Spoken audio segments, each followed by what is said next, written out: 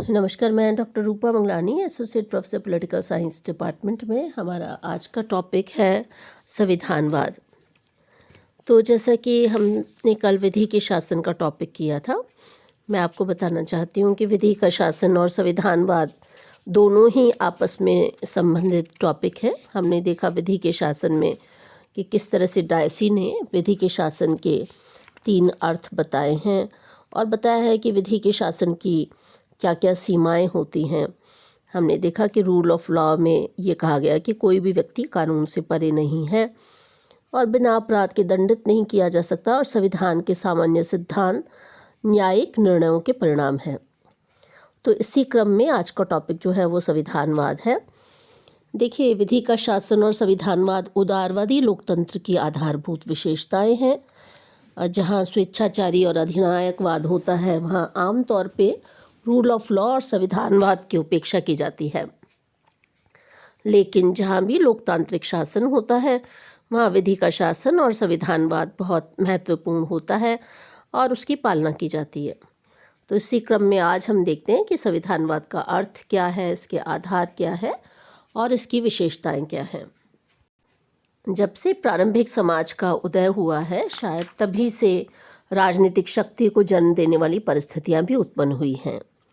इसलिए राजनीतिक शक्ति का महत्व जो है वो समाज में शुरू से माना जाता है। लेकिन जैसे जैसे मनुष्य में सामाजिकता बढ़ती गई, संगठित जीवन का महत्व बढ़ता गया, वैसे वैसे राजनीतिक शक्ति में भी बाध्यता या अवपीड़न का तत्व जो है वो शामिल होने लगा। तो कहीं ना कहीं लोगों को रेगुलेट करने के लिए, उनको जो है कर्तव्य पालन के लिए बाध्य करने के लिए, और कहीं ना कहीं लोगों का नियामंकन करने के लिए भी राजनीतिक शक्ति का जो है वो प्रादुर्भाव हुआ और उसमें अवपीड़न का तत्व भी आया। तो शासकों को कानून, सुरक्षाओं और संतुलन शक्तियों के माध्यम से नियंत्रित और प्रतिबंधित करने के लिए यह एक सर्वमान्य सिद्धांत बन गया कि संपूर्ण राजनीतिक तंत्र को एक संवैधानिक विधि के नियंत्रण में होना चाहिए। ये संवैधानिक विधि संविधान भी हो सकता है, और ये कहा गया कि कोई ऐसा दस्तावेज होना चाहिए जो सर्वमान्य हो और जिसमें निहित मान्यताओं, मूल्यों और राजनीतिक आदर्शों की प्राप्ति के लिए शासक नियमित अधिकार क्षेत्र में रहें। संवैधानिक नियंत्रण व्यवस्था को ही संविधानवाद कहा जाता है। हम कह सकते हैं कि संविधानवाद वह राजनीतिक व्यवस्था है जिसका संचालन विधियों और नियमों द्वारा होता है, न कि व्यक्तियों द्वारा। यह लोकतांत्रिक भावना और व्यवस्था पर आधारित है जिसमें शक्तियों के केंद्रीकरण और निरंकुश व्यवस्था का कोई स्थान नहीं है। संविधानवाद का अगर हम अर्थ देखें तो संविधानवाद उन विचारों व सिद्धांतों की ओर संकेत करता है जो इस संविधान का विवरण व समर्थन करते हैं, जिसके माध्यम से राजनीतिक शक्ति पर प्रभावशाली नियंत्रण स्थापित किया जा सकता है। यह संविधान पर आधारित विचारधारा है जिसका मूल अर्थ यही है कि शासन संविधान में लिखित नियमों और विधियों के अनुसार ही संचालित हो व उस पर प्रभावशाली नियंत्रण स्थापित रहे, जिससे वो मूल्य व राजनीतिक आदर्श सुरक्षित रहें जिसके लिए समाज राज्य के बंधन स्वीकार करता है। तो 2 विचारक हुए हैं जिन्होंने संविधानवाद की परिभाषा दी है। दोनों ही महत्वपूर्ण है, वो हमें जानना चाहिए। कोरी और इब्राहिम के अनुसार स्थापित संविधान के निर्देशों के अनुरूप शासन को संविधानवाद कहा जाता है। अर्थात जो संविधान ने जो निर्देश दिए उसी के अनुरूप अगर शासक काम करते हैं तो उसे संविधानवाद कहते हैं। कॉल जे फेडरिक ये कहते हैं कि व्यवस्थित परिवर्तन की जटिल प्रक्रियात्मक व्यवस्था ही संविधानवाद है। तो संविधानवाद शासन की शक्ति है जिसमें शासन जनता की आस्था, मूल्यों और आदर्शों को परिलक्षित करने वाले संविधान के नियमों और सिद्धांतों के आधार पर कार्य करे तथा सरकार की शक्तियां सीमित हों। संविधान और संविधानवाद में अंतर को अगर हम देखें तो संविधान संगठन का प्रतीक है, जबकि संविधानवाद विचारधारा का। संविधान में सरकार, व्यक्ति और सामाजिक संगठन के संबंधों का वर्णन होता है। दूसरी ओर संविधानवाद में देश के मूल्य, विश्वास और राजनीतिक आदर्श होते हैं जिनसे मिलकर विचारधारा बनती है और इसी विचारधारा का प्रतीक संविधानवाद कहलाता है। दूसरी बात ये भी है कि संविधान प्राय निर्मित होते हैं और संविधानवाद जो है विकास का परिणाम है। मूल्यों और आस्थाओं का यह विकास परंपराओं, संस्थाओं और शासन संबंधी तत्वों में विश्वास के कारण होता है। प्राय हर समाज का ये लक्ष्य होता है और इस लक्ष्य की प्राप्ति की व्यवस्था ही संविधानवाद है। संविधान साधन युक्त धारणा है जबकि संविधानवाद साध्य युक्त धारणा है। एक और महत्वपूर्ण अंतर यह है कि संविधान अनेक देशों में एक जैसा हो सकता है। संस्कृति, मूल्य, विश्वास और राजनीतिक आदर्श भी कई देशों में एक जैसे हो सकते हैं। संविधानवाद की समानता के बावजूद हर देश का संविधान अलग अलग होता है। जैसे भारत, पाकिस्तान, बांग्लादेश, नेपाल, संयुक्त राज्य अमेरिका, इन सब का संविधान अलग अलग है। लेकिन संविधानवाद अर्थात मर्यादित शासन की भावना कई देशों में एक जैसी हो सकती है। आइए देखते हैं संविधानवाद के आधार या फाउंडेशन ऑफ कॉन्स्टिट्यूशनलिज्म क्या है। संविधानवाद के मुख्य आधार हैं संस्थाओं के ढांचे और प्रक्रियाओं पर मतैक्य होना चाहिए।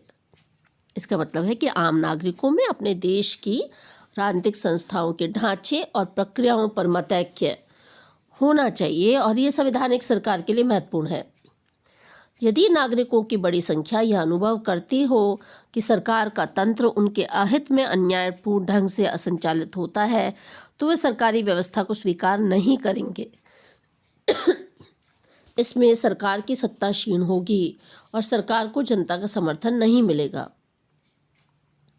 दूसरी बात, सरकार के आधार के रूप में विधि के शासन की आवश्यकता पर भी सहमति होती है। नागरिकों में इस बात पर सहमति पाई जानी चाहिए कि शासन के संचालन का आधार विधि का शासन होना चाहिए, अर्थात सरकार मनमाने ढंग से सत्ता का प्रयोग न करे बल्कि सुनिश्चित रीतियों का ही प्रयोग करे। तो इसका मतलब यह है कि सरकार के मनमानेपन पर कहीं न कहीं नियंत्रण लगने के लिए सरकार के आधार के रूप में विधि के शासन की आवश्यकता पर सहमति है। समाज के सामान्य उद्देश्यों पर भी सहमति है। संविधानवाद का एक महत्वपूर्ण आधार यह है कि नागरिकों में समाज के सामान्य उद्देश्यों पर सहमति पाई जानी चाहिए। यदि किसी भी परिस्थिति में उद्देश्यों की प्राप्ति के लिए दृष्टिकोण में एक मत नहीं हो तो समाज में इस भिन्नता के कारणवश संघर्ष स्थिति, जिसे तनाव, खिंचाव या दबाव की स्थिति भी कहा जाता है, वो उत्पन्न हो जाती है, जिससे इस पद्धति में आस्था कम हो जाती है। एक और बात है कि गौण लक्ष्यों व विशिष्ट नीति के प्रश्नों पर सहमति होनी चाहिए। संविधानवाद की व्यवहार में उपलब्धि के लिए ज़रूरी है कि गौण उद्देश्यों व विशिष्ट नीति प्रश्नों पर भी समाज में सहमति हो, क्योंकि इन पर असहमति होगी तो तो संविधानवाद के भवन जो है वो डगमगाएगा। तो संविधानवाद के ये जो चारों आधार हैं, किसी भी राज्य में इनकी व्यवहारिक उपलब्धि की आवश्यक शर्त है। अगर किसी राजनीतिक व्यवस्था में ये आधार नहीं हो तो संविधानवाद की व्यवस्था बहुत दिनों तक स्थायी नहीं हो सकती। तो इस प्रकार हमने संविधान और संविधानवाद में अंतर देखा, संविधानवाद का अर्थ देखा, हमने ये भी देखा संविधानवाद के क्या क्या आधार होते हैं। और यहाँ मैं आपको बताना चाहती हूँ कि संविधानवाद के कुछ तत्व भी होते हैं जिसको एलिमेंट ऑफ कॉन्स्टिट्यूशनलिज्म कहते हैं। पिनॉक और स्मिथ नामक विचारक है जिसने संविधानवाद के 4 मुख्य तत्व बताए हैं। वो कहते हैं कि संविधान आवश्यक संस्थाओं की अभिव्यक्ति है, संविधान राजनीतिक शक्ति का प्रतिबंधक है, संविधान विकास का निर्देशक है, संविधान राजनीतिक शक्ति के संगठक के रूप में कार्य करता है। तो ये 4 तत्व जो हैं वो पिनॉक और स्मिथ ने बताए हैं।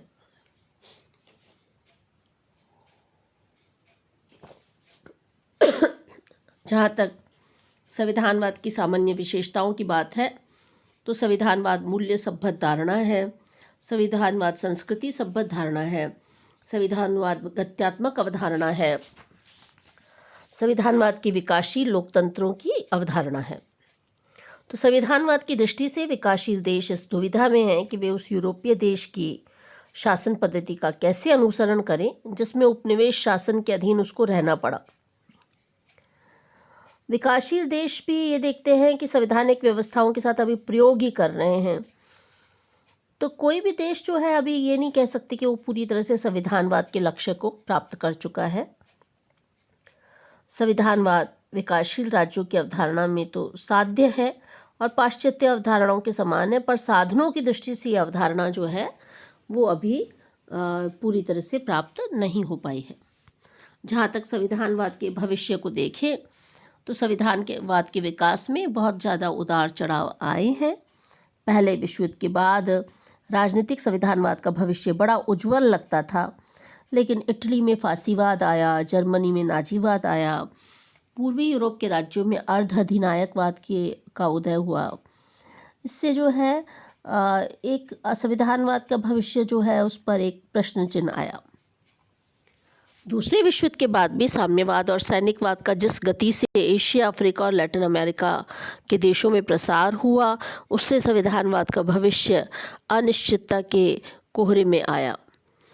तो इसलिए संविधानवाद के भविष्य के बारे में हम ये कह सकते हैं, हमें ये जानना चाहिए कि विधि का शासन और संविधानवाद दोनों ही किसी भी राजनीतिक व्यवस्था के लिए एक महत्वपूर्ण जो है पाए जाने वाले तत्व हैं और उसको पाने के लिए सदैव गतिशील रहना चाहिए, क्योंकि संवैधानिक सरकार वह है जो संविधान के अनुसार संगठित, सीमित और नियंत्रित होती है तथा व्यक्ति विशेष की इच्छाओं के साथ संचालित नहीं होती। तो संविधानवाद मूल्य संबद्ध धारणा है, संविधानवाद गतिशील अवधारणा है। हम जानते हैं कि विधि का शासक और संविधानवाद किसी भी देश के लिए बहुत अहम है और इसकी प्राप्ति का प्रयास हमेशा करना चाहिए, क्योंकि संविधानवाद और विधि का शासन कहीं ना कहीं मर्यादित शासन की बात करता है या अधिनायकवाद से हमें बचाता है। तो आप इस टॉपिक को तैयार करें और इसमें कोई दिक्कत आएगी तो हम मिलेंगे तो बात करेंगे। और अभी अपने और अपने परिवार के स्वास्थ्य का ध्यान रखें। शुभकामनाएं।